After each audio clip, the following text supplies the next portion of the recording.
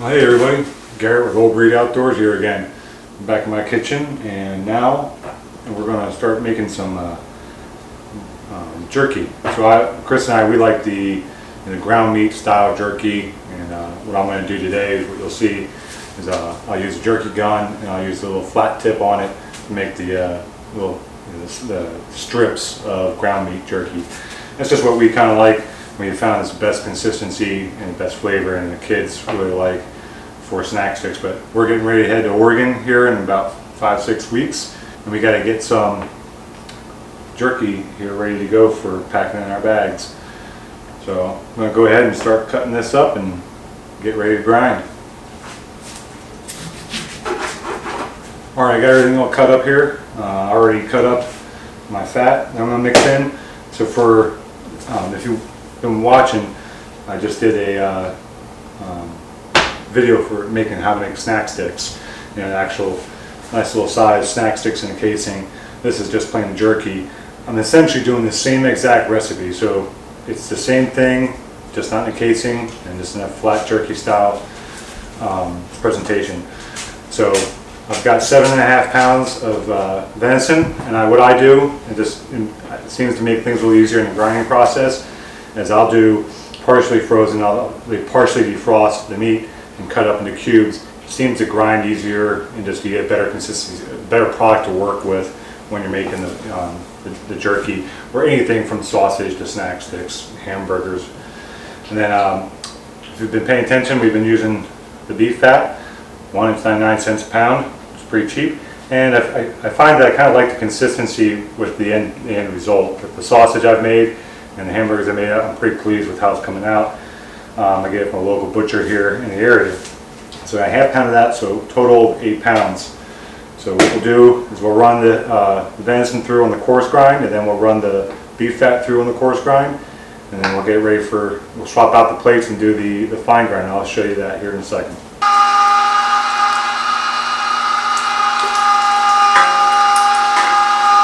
Alright, got the coarse grind done, got the fat mixed in here, and now we're going to run it through again with the fine plate on, and get a nice consistency here.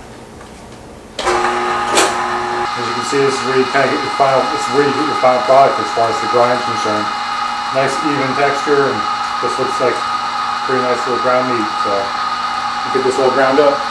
Alright, got the fine grind done. And it really does a good job. I mean, that just looks like the regular old hamburger you'd see anywhere else in the store or whatever. So, always good to take your time on that. So I got the mixer, my meat mixer here. I've been using this year.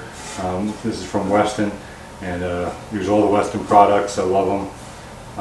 So if you haven't checked out any of their stuff, check them out. I got all their stuff, and I love it. I'm going to dump this in to the mixer, and then I've got my ice water and my cure, my seasoning, mix it all up, and we'll be ready to put it in the jerky gun and start getting that jerky out on the parchment paper. This mixer really does make things so much simpler.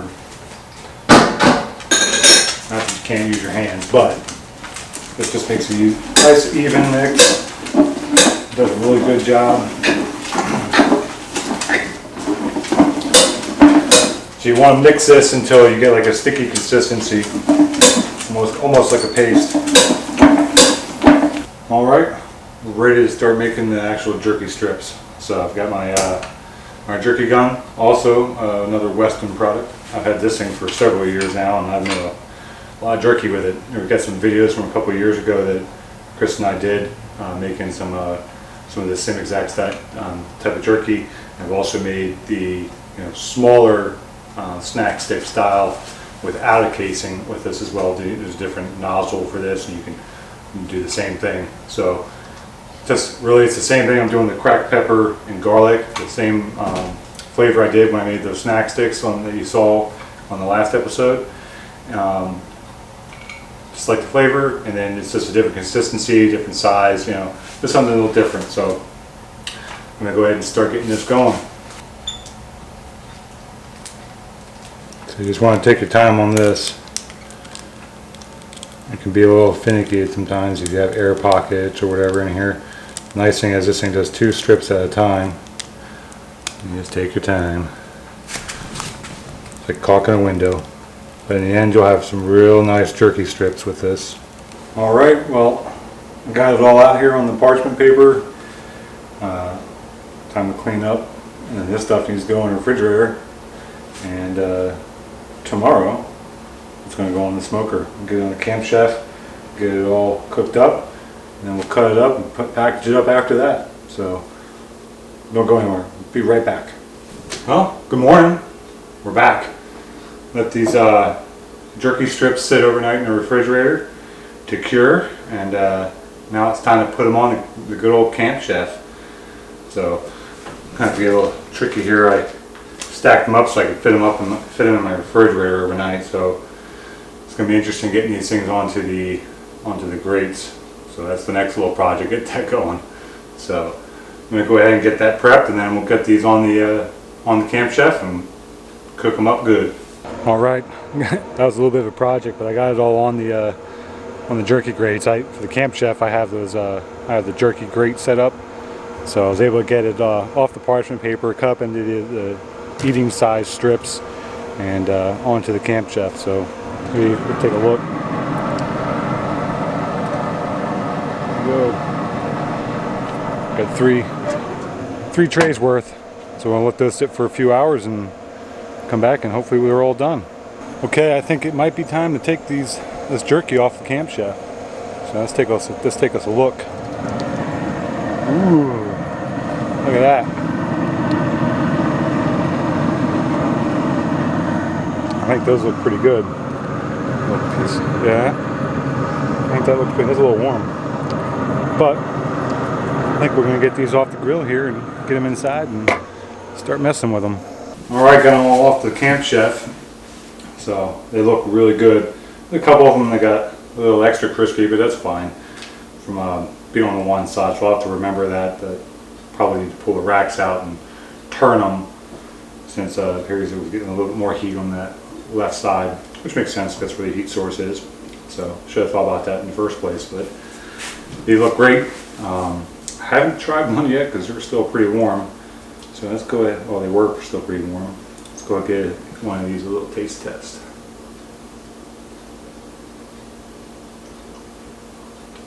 Oh, those are nice. Now, same flavor as I make with the snack sticks. So if you haven't seen that video, go back and take a look at it. But just a different texture and a different consistency. Being the one being the snack stick and the casing, and these just being the flat style ground meat jerky using the jerky gun. So I mean, it had the same flavor, but it's just the texture and everything else gives it a different feel to it. So Chris and I like these, and we'll be taking a bag of these in our snack bags when we go to Oregon. So as always, thanks for following along. I'm going to get these things cooled off and rested, and then we'll get them packaged up and put them away.